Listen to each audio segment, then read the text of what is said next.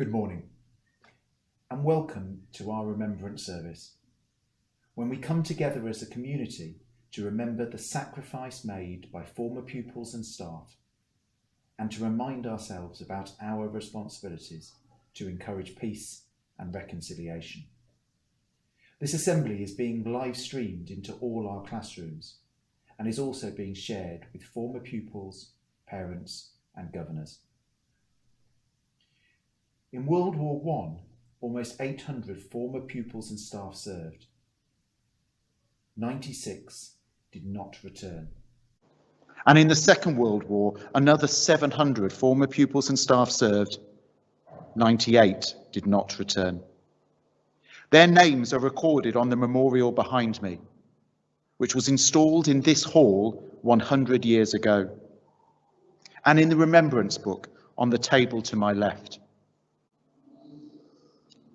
Today is the 100-year anniversary of the burial of the unknown soldier in Westminster Abbey, who represents those who died in the war and whose place of death is not known or whose remains are unidentified. The body was chosen from 4 unknown British servicemen, exhumed from 4 battled areas and transported back to Britain. On the 11th of November 1920, the coffin was draped in a Union flag and taken on a gun carriage to the cenotaph, where the Queen's grandfather, George V, placed a wreath on it. The King was present as the warrior was buried in the Abbey and dropped a handful of earth from France onto the coffin during the service. We are now going to hear from pupils about 2 of our fallen. One from the First World War and one from the Second. 2 brief stories from the names behind me to help us remember their sacrifice.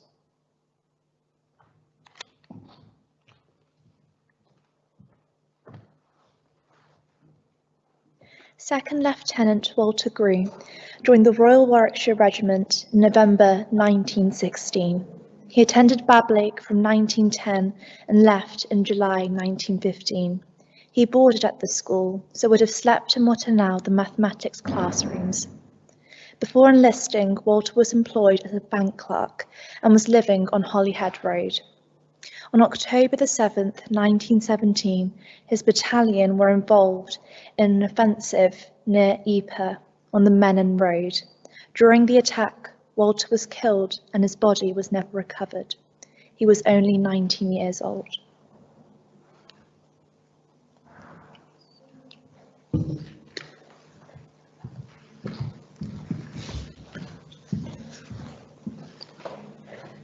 Alan Hiscox had left Bablake in 1937 and was employed in a local accountancy firm. On November the 14th, 1940, 80 years ago next Saturday, he was on fire duty at St. Nicholas Church in Radford. November the 14th, 1940 was the night of the Coventry Blitz, when the cathedral was destroyed and almost 600 people in the city were killed. The church where Alan was on duty, ready to put out any fires, took a direct hit and was completely destroyed. He was killed along with the other 3 fire wardens. Alan was 19.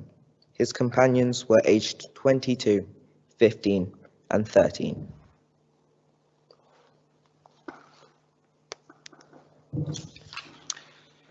At the 11th hour of the 11th day of the 11th month, the guns fell silent on the Western Front to bring an end to the First World War.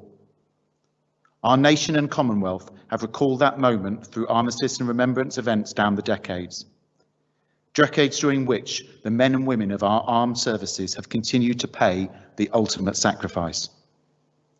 So, over 100 years later, we today remember lives sacrificed in the service of our country and those traumatized and injured in conflict.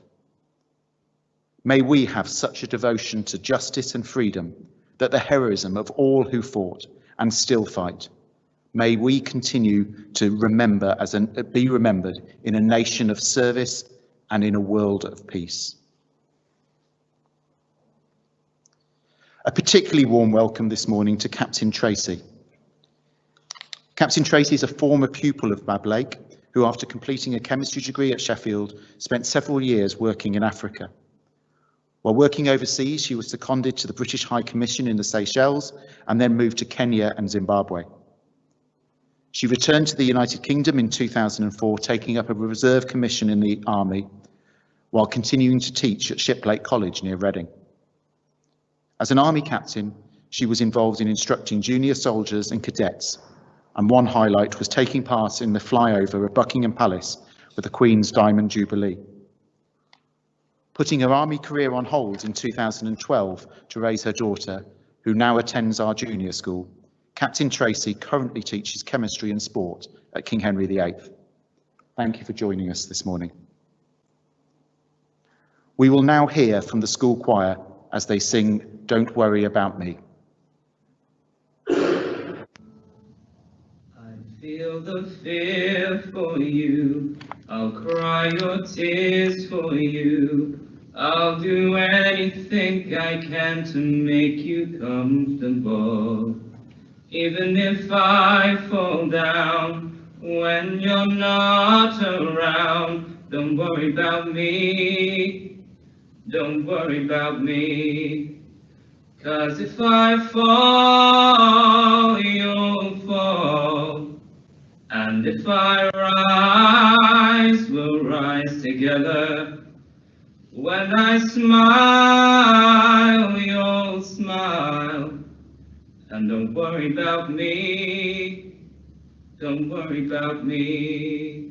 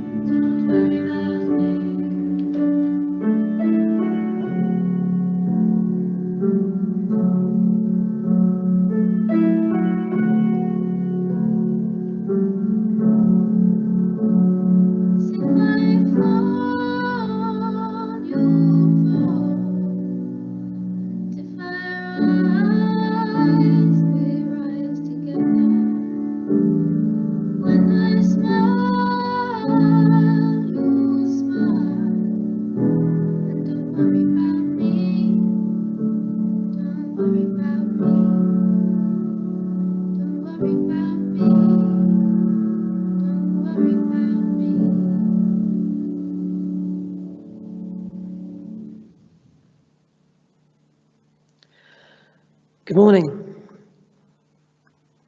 This young man is my great uncle, Sidney Bolesworth, who was born 1889 into a typically large family of 10 brothers and sisters. At 13, he began his working life in a factory, but he loved to box.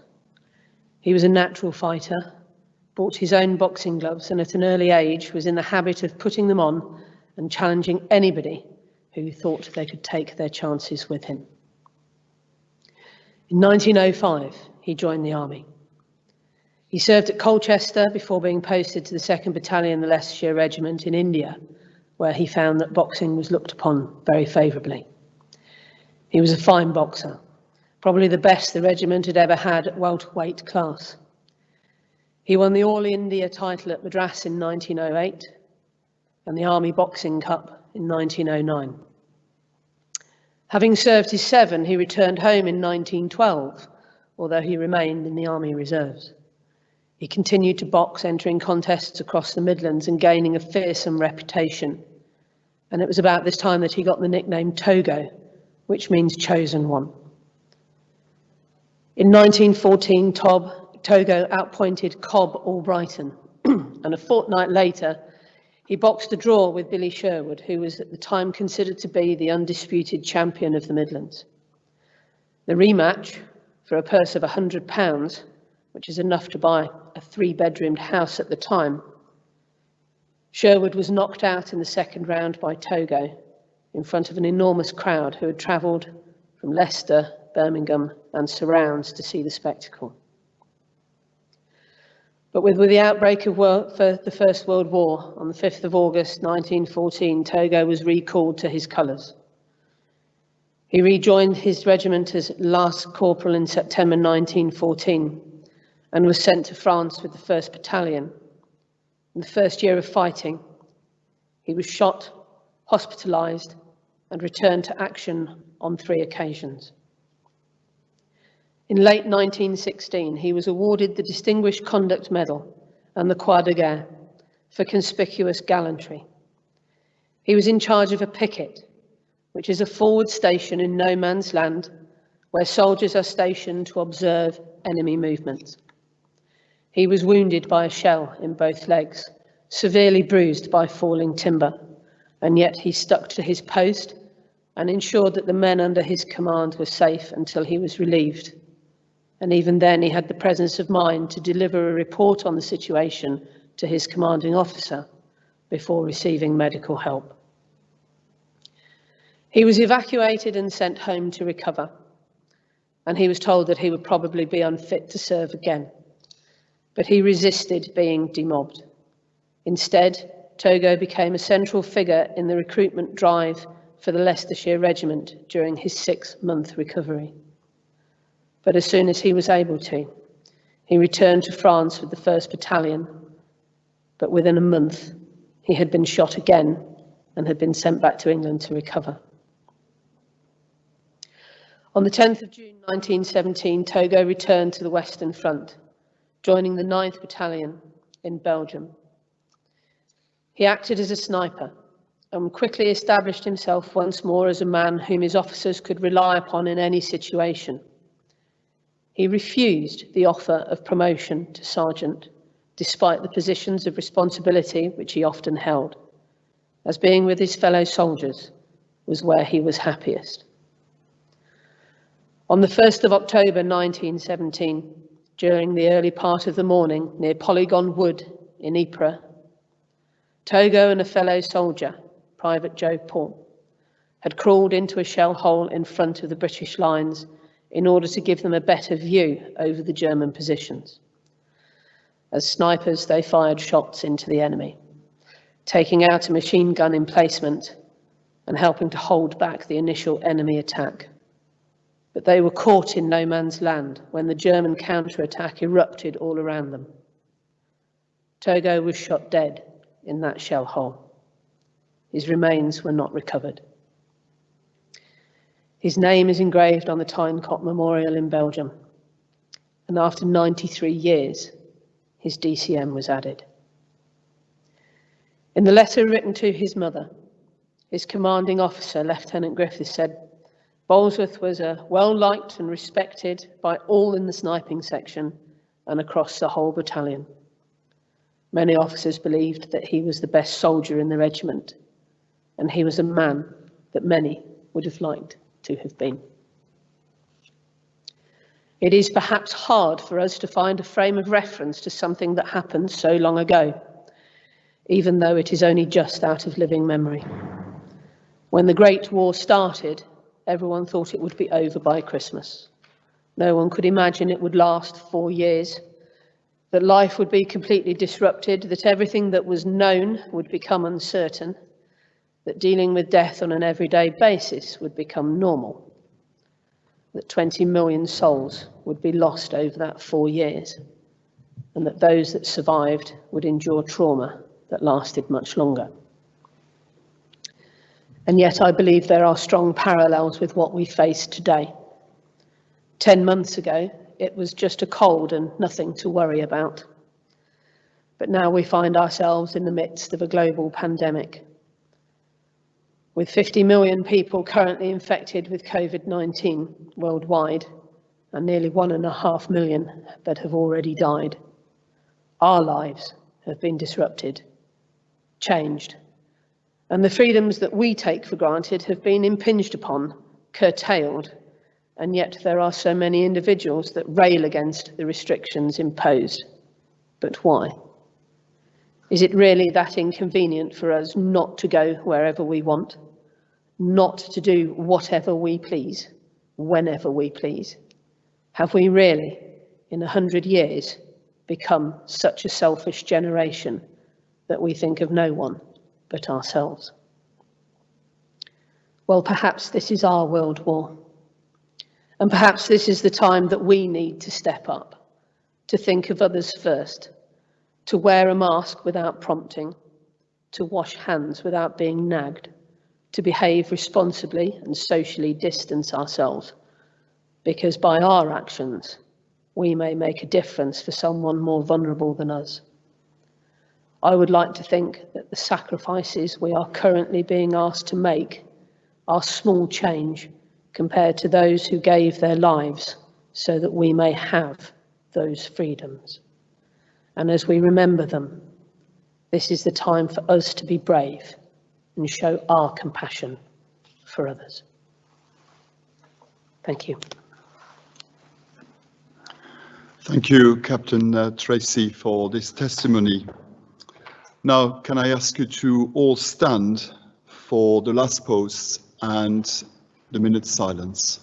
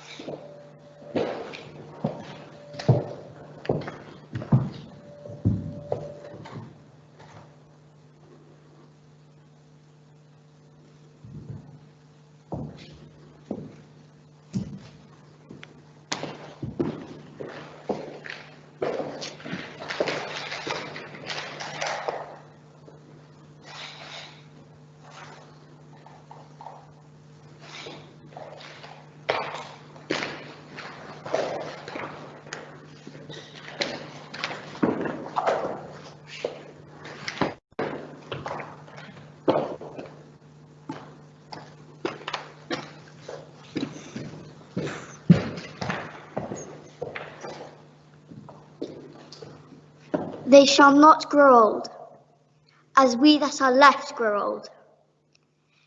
Age shall not weary them, nor the years condemn. At the going down of the sun, and in the morning, we will remember them.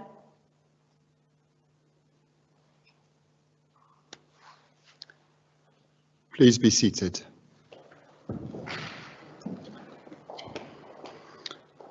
Provost Richard Howard put the words "Father, forgive" on the wall behind the charred cross in the ruins of the destroyed cathedral in 1948. Not "Father, forgive them," because we all have sinned and fallen short of the glory of God. All have sinned and fallen short of the glory of God.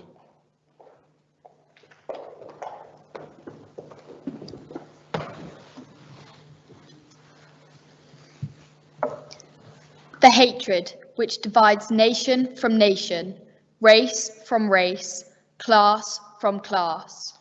Father, forgive. The covetous desires of people and nations to possess what is not their own. Father, forgive.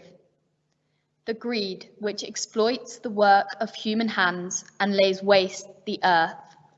Father, forgive. Our envy of the welfare and happiness of others. Father, forgive. Our indifference to the plight of the imprisoned, the homeless, the refugee. Father, forgive. The lust which dishonors the bodies of men, women, and children. Father, forgive. The pride which leads us to trust in ourselves and not in God. Father, forgive. Be kind to one another, tender-hearted, forgiving one another, as God in Christ forgave you.